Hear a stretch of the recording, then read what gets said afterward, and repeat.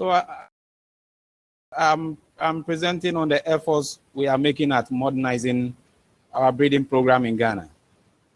And I'm Maxwell, and my colleague is Samuel.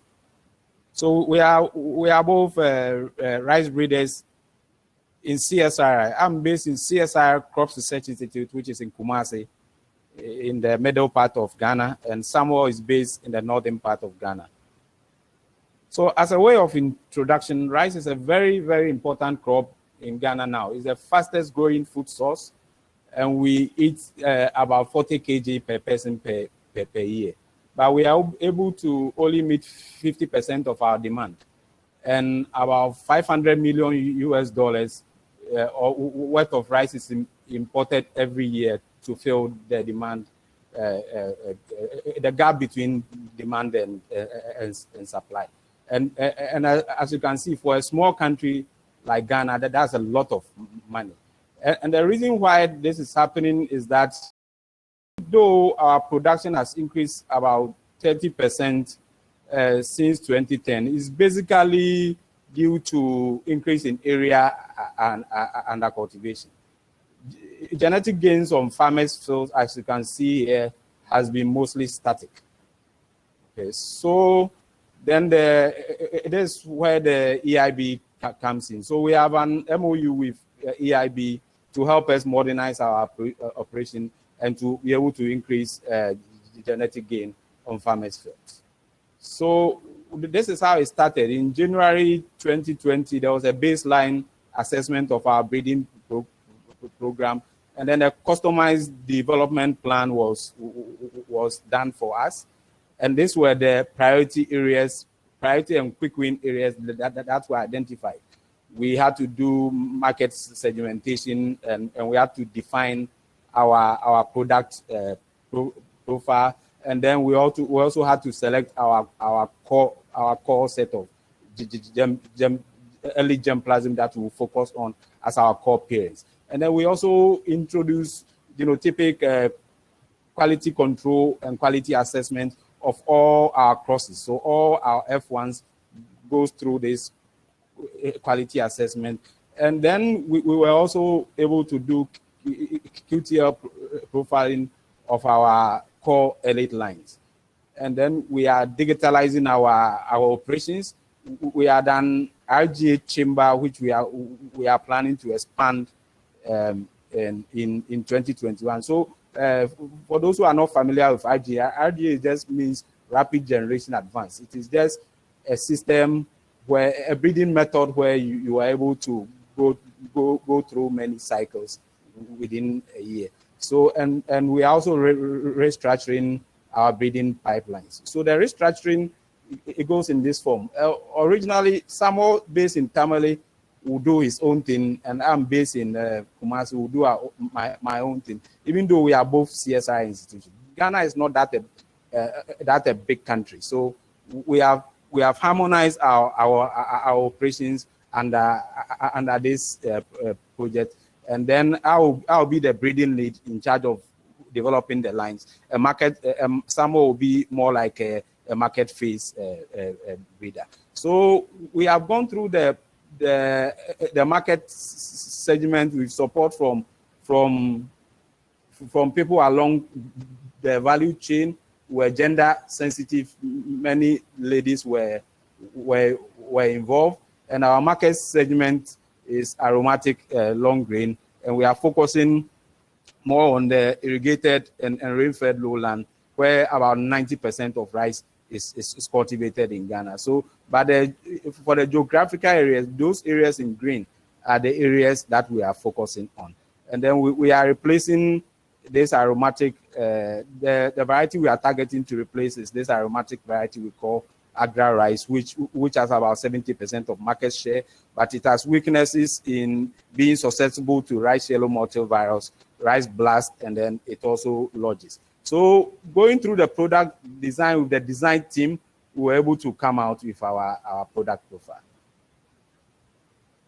And then for our germplasm, as I mentioned earlier, we have been able to define our core set of germplasm, which is 104 elite lines, which we have put nicely in the Ghana map, in the Ghana map here. And then we have aligned all our crosses towards the product profile, and we are only making good by good crosses. That's elite by elite, and it's really going to help us. So as I mentioned earlier too, we have also introduced genotyping into our program. We are doing this with the support from IPCA. I think I saw Jam Marcel online. He supported with this IPCA project. We are under that project doing QTL profiling of all our lines at a centralized genotyping system at Intertech. And then all our new courses are targeted towards this profile. And then our F1 goes through the QA QC test. And then we are also doing mass at F2.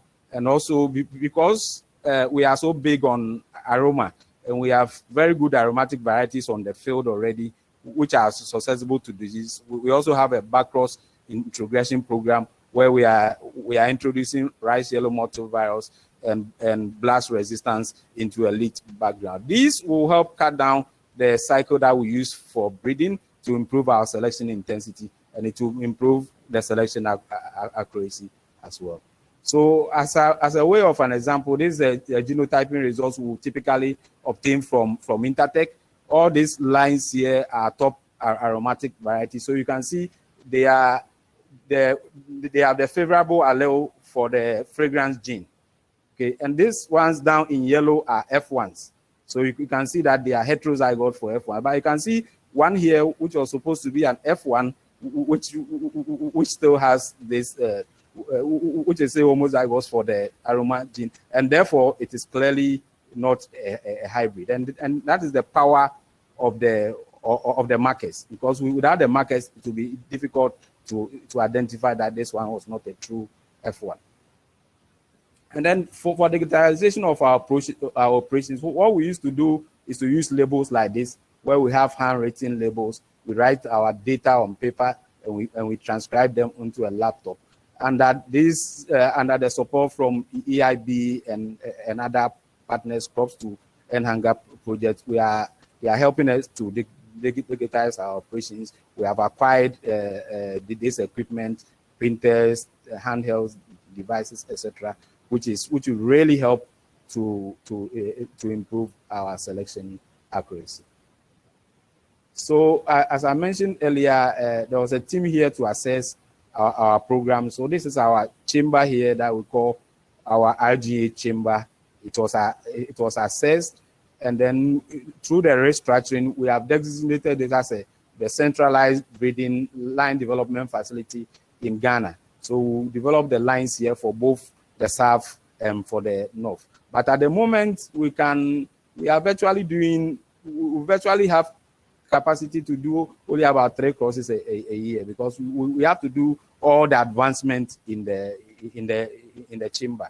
But through the support of the partners, we are going to expand it to be able to do at least 15 crosses annually, and then from then on, I think we can also improve. So we now have a centralized breeding facility for both CRI and SIRI, which is based in the north. And then there will be a seed inventory and processing will be upgraded through the support we are also receiving from our partners. So with these few words, I will say a big thank you to our partners, Excellence in Breeding, High Impact Rice Breeding, Crops to End Hunger Africa Rice. IPCA project has been of great support. And then they have also installed, IBP has installed the BMS here for us to use. Thank you very much for your attention. All right, great. Thank you, Maxwell. Please stay on video. We have about 8 minutes or so to take some questions.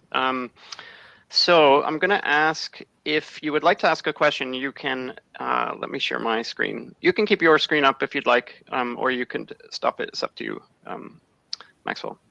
But I'm going to share my question instruction slide. Okay. So in a moment, you'll see that there are 2 shared slides. You can double click on the one that you would like to show up in large on your screen. It takes a second. Oh, Maxwell's is gone. Okay, so if you do have a question, you could please click session, click chat and then session and put it in the sessions. But we would like to open it for live video questions. And so if anyone has a question they would like to ask, please request to share your video and we'll let you on one by one.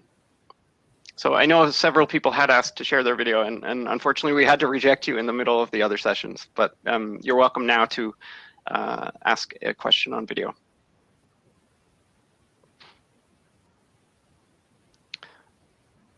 Okay, well, while we wait for somebody to request a video question, Maxwell, you mentioned a couple of times that gender sensitivity was a key aspect of the project, and maybe you could tell us a little bit about what tools and methods you used in your project to ensure that.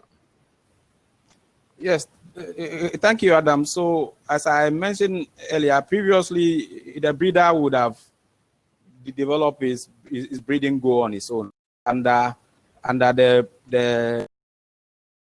this design. We included people from along the value chain, and the women were very important. We are the gender specialists on it. We have extension people who are women, because in Ghana it's mainly the women who do the cooking.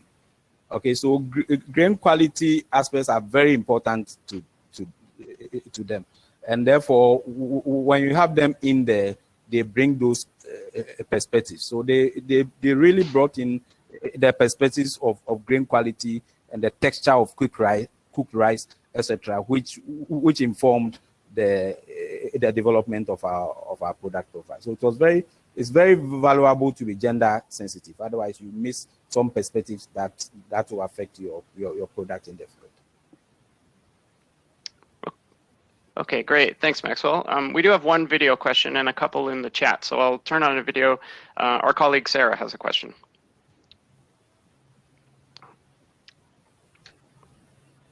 So Sarah, I think you should be live. Yeah. Hi, Maxwell. That was a really nice presentation. Sorry, my video is apparently out at the moment, so I can't turn it on. Thank you, Sarah. I have a question for you about the value that you see in the QC genotyping.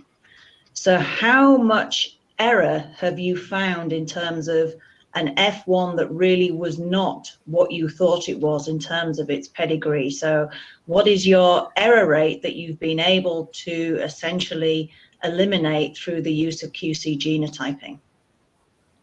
Yeah, so far we have been 70% accurate. Okay, yeah, so that's 30% error that you're able to track, yes, and 30%, make sure it isn't carried through in terms of the breeding program. That's a really good example. Thank you. Yeah, thank you. Okay, great. Thank you, Sarah. We have a couple of questions in the chat section, and one is from our colleague Gary Atlin, who I think is with the Bill and Melinda Gates Foundation. And he says, Maxwell, fantastic presentation. And he's asking, at what stage do you, what stage do you now select most of your parents, and how long is your breeding cycle? Okay, so we are able to do 2.5 times a year. Okay, and he said that at what stage do we select our breeding lines, our core parents? Please repeat that part of the question. Oh, sorry. Yeah. At what stage do you now select most of your parents, and how long is your breeding cycle? Was Gary's question. Yeah. So I think I've answered the breeding cycle part of it. So at this stage, what we have been able to define is our core, our core parental lines, and those are what we are using at the moment. So in future, we will now be able to select lines we find very, very useful at the various stages of advancement. But now what we have done is to define our core set of founder lines based on the QTL profiles and the phenotypic data that we have. So it's more like restarting our breeding program in a way, because this is the time that we have really defined our core sets of fungi based on the genotype. Okay, thanks, Maxwell. We have about 3-4 minutes. If anybody wants to request a video question, that's great. We have another question in our chat from Michael Friedman, who asks, how do you select for aroma, and is it highly heritable? Yes, so luckily, as I showed in that slide, we have a very good marker for aroma that helps us to select for the desirable allele. But in the absence of that, we can use potassium hydroxide. You put some amount of the leaf in a test tube, then you put some potassium, about 10 ml on it. Then after 10 minutes, you can smell. What the potassium hydroxide doesn't change color or anything. What it does is that it reduces the scent of the chlorophyll so that you can smell the aroma. So you can easily smell aroma in the leaves. You can also chew a few seeds at the time that it has developed seed, to be able to know whether it's aromatic or not. But it is not easy for everybody to identify that. You have to have a trained panel who are able to identify that. And then aroma likely is highly heritable. It's controlled by an ecology. Great, thank you, Maxwell. Okay, we have about 1 minute left in your part of the session, Maxwell. So we'll take one more question from Teresa Heitman, who we've worked with as a continuous improvement trainer, and she asks, "What are your goals for genetic gain year over year?"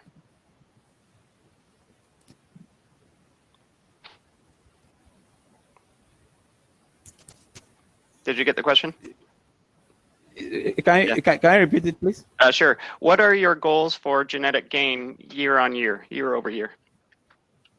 Year on year, we are targeting 0.8 to 1%.